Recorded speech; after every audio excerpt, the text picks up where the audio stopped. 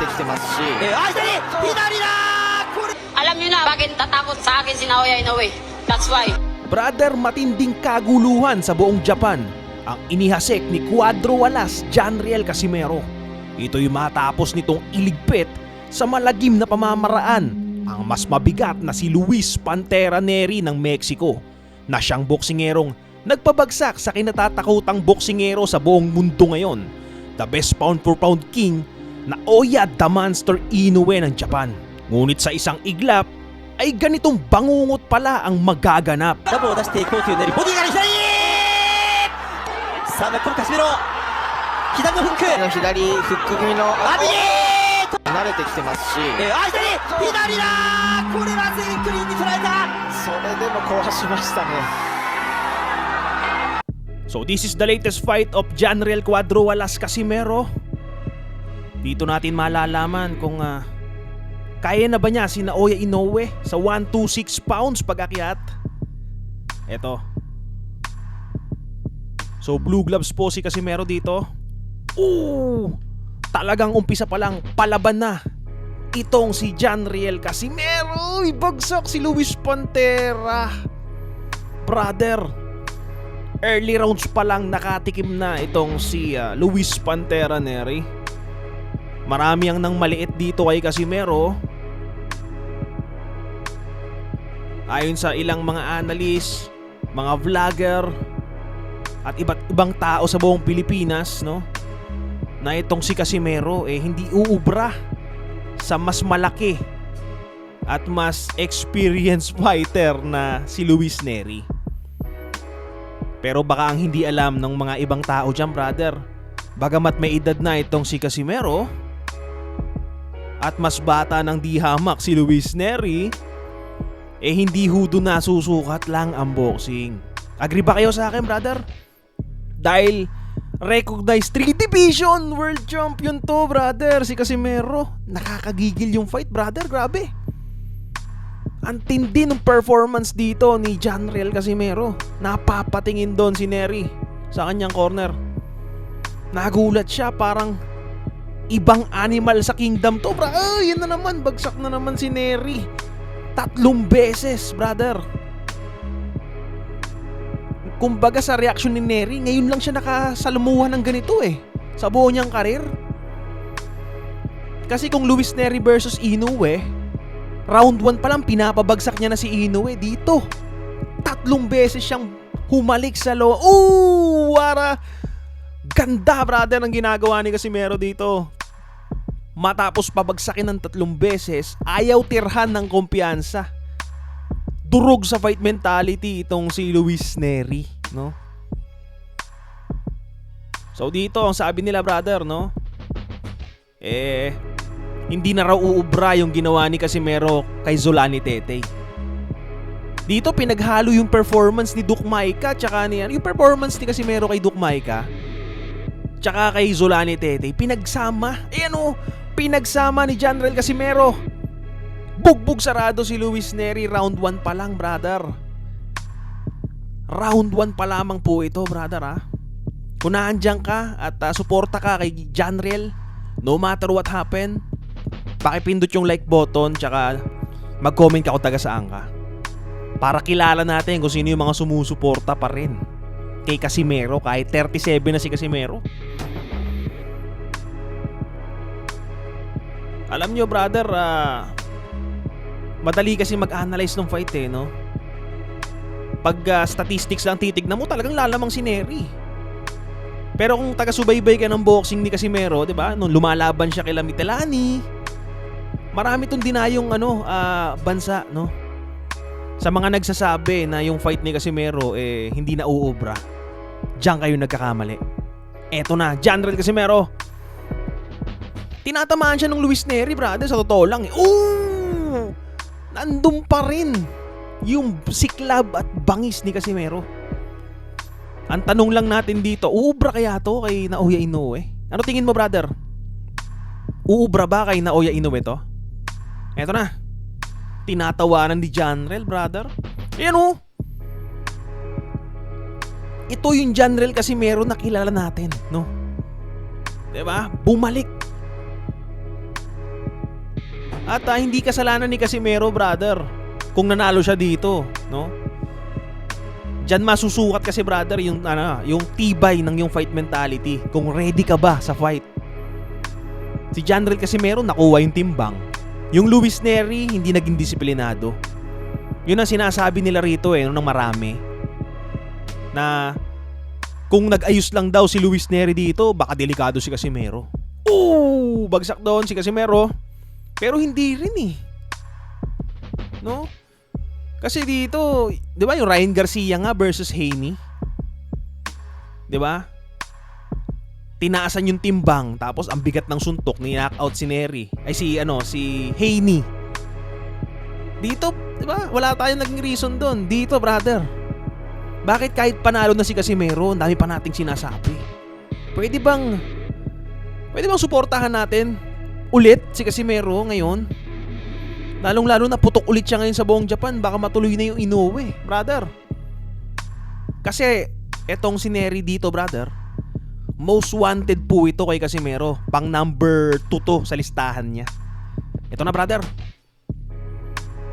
Very technical si Casimero dito, Sabi nila wala na daw yung galaw nito kay Tetey. Very flexible, unpredictable, wild. Ganun ng laro dito ni Casimero Unpredictable, wild beast. Sa mga hindi nakakaintindi, brother, o nakakaunawa, eto na. Kung talagang hindi na si Janrel Casimero yung lumaban kay Zolani Tetey, yung ganitong performance, bakit? Ang ganda ng laro niya dito. Wild na may pagka-calculated, distance. Di ba? Inaasar-asar nga siya ni Luis Pantera Nery dito, brother. Yung corner ni Luis Nery, pinapagalitan na si Nery sa naganap. Pak! Nagiging kumbaga, kung styles ang titignan natin dito, sabihin natin humina si Nery, pero yung style ni Nery dito, wala, hindi umuobre. Kasi kahit natalo si Casimero kay Kameda, o sabihin natin nabugbog siya, brother, diba? Casimero versus Kameda, aminin na natin, talagang talo si Casimero doon dahil tinakbuhan siya ni Kameda pero hindi siya napabagsak ni Kameda. Gets nyo? So ibig sabihin, kahit tinalo si Casimero ni Kameda, na tinalo lang ni Nery, hindi nangangahulugan yun, nalalamang na si Nery. Gets nyo, brother? Bakit? Dahil styles makes fight, brother. No? Yung estilo ni Casimero ay tugmang-tugma sa estilo ni Luis Pantera Nery. 'Di ba? Pero yung estilo ni Luis Nery kay Inoue, nalagay sa peligro si Inoue. Kung ang usapin dito is peligro, di hamak na peligrosong kalaban si Cuadro Alas. Gets nyo, brother? Dahil ang pinag-uusapan natin dito tactics, fight analysis ng laban, no? So yun doon natin sinusukat to. So yun ang ating nakikita kung sakasakaling maglaban si Inoue tsaka Casimero, no? Mas yung naging delikado si Inoue ng times 2. Ngayon times 4 yung pagiging delikado ni Inoue kay Casimero. 'Di ba? Kasi ganito niya niligpit si Luis Nery Mas mabigat sa kanya to, sa totoo lang. Nagugulat ako sa iba, bakit ganun Mas mabigat si Nery. Tapos si Nery pa yung delikado. Or si Nery pa yung may partida. Alam niyo 'yun? Grabe naman 'yon, 'di ba? Pero ang nakita natin dito is Casimero na kayang kumuha ng timbang. Casimero na walang angas before the fight. And ngayon dito nilabas niya yung pagiging Cuadro Alas niya. No? Ayan, brother, Janrel Casimero. Kitang-kita mo naman yung laro ni Nery dito Gustong-gusto niyang ilaglag si Casimero. Ayan, no? Ang problema, ayan, tinatamaan si Casimero. Kaya niya yung suntok ni Nery. 'Di ba? Yung kaliwa ni Nery, yan yung nagpabagsak kay kay Inoue. Pero tingnan niyo, tinatakbuhan lakad-lakaran lang ni Casimero. Yung kasi ang kaibahan, brother. Mas makunat si Casimero kaysa kay Inoue. Pero mas mabilis si Inoue kaysa kay Casimero. Yun yung facts na tinatawag natin, no? Dito, palakasan, sino mas malakas? Nery, Casimero? Casimero, brother. Casimero po ang mas malakas. Dahil ampaw po si Luis Nery, no? Ayan na, tinatawan. Pag binasa mo si General Casimero, brother, kitang-kita mo eh. Fight mentality, yung sinasabi kasi nating lakas, kabuuan. Hindi lang yan lakas ng suntok, no? Lakas ng fight mentality. So ito yung replay, brother. Tinatamaan din naman si Casimero, pero kaya ni Casimero yung suntok. Ayan o, yun yung nagbabagsak kay Inoue, totoo lang eh. Pero nakatayo pa rin. Yun ang meron si Casimero na wala si Naoya Inoue. Pero meron naman si Inoue ng mga bagay na wala din si Casimero. 'Di ba? Like speed and quickness, 'di ba? Kulang si Casimero doon. Ayon sa ilang mga analyst, mga vlogger at iba't ibang tao sa buong Pilipinas, no? Na itong si Casimero hindi uubra sa mas malaki at mas experienced fighter na si Luis Nery. Pero baka ang hindi alam ng mga ibang tao dyan, brother, bagamat may edad na itong si Casimero at mas bata ng di hamak si Luis Nery, hindi hudo na susukat lang ang boxing. Agree ba kayo sa akin, brother? Dahil recognized 3 division world champion to, brother, si Casimero. Nakakagigil yung fight, brother, grabe. Ang tindi ng performance dito ni Janriel Casimero. Napapatingin doon si Nery sa kanyang corner. Nagulat siya, parang ibang animal sa kingdom to, bro. Yan na naman, bagsak na naman si Nery 3 beses, brother. Kumbaga sa reaction ni Nery, ngayon lang siya nakasalamuhan ng ganito sa buo niyang karir. Kasi kung Luis Nery versus Inoue, round 1 pa lang pinapabagsak niya na si Inoue. Dito 3 beses siyang humalik sa loob. Wara! Ganda, brother, ng ginagawa ni Casimero dito. Matapos pabagsakin ng 3 beses, ayaw tirhan ng kumpiyansa. Durog sa fight mentality itong si Luis Nery, no? So dito, ang sabi nila, brother, no? Hindi na raw uubra yung ginawa ni Casimero kay Zolani Tete. Dito pinaghalo yung performance ni Duke Maika tsaka yung performance ni Casimero kay Duke Maika tsaka kay Zolani Tete. Pinagsama. Pinagsama ni Janriel Casimero. Bugbog sarado si Luis Nery. Round 1 pa lang, brother. Round 1 pa lamang po ito, brother, ha. Kung naandyan ka at suporta ka kay Janriel, no matter what happen, pakipindot yung like button tsaka mag-comment ka kung taga saan ka. Para kilala natin kung sino yung mga sumusuporta pa rin kay Casimero kahit 37 na si Casimero. Alam nyo, brother, madali kasi mag-analyze ng fight, no? Pag statistics lang titignan mo, talagang lalamang si Nery. Pero kung taga-subaybay ka ng boxing ni Casimero, 'di ba? Nung lumalaban siya kay Mitelani, marami tong dinayong bansa, no? Sa mga nagsasabi na yung fight ni Casimero hindi na uubra, diyan kayo nagkakamali. Eto na, Janriel Casimero. Tinatamaan siya ng Luis Nery, brother, sa totoo lang. Nandun pa rin yung siklab at bangis ni Casimero. Ang tanong lang natin dito, uubra kaya to kay Naoya Inoue? Ano tingin mo, brother? Uubra ba kay Naoya Inoue to? Eto na, tinatawanan ni Janriel, brother. Ayan, ito yung Janriel Casimero na kilala natin, no? Diba? Bumalik. At hindi kasalanan ni Casimero, brother, kung nanalo siya dito, no?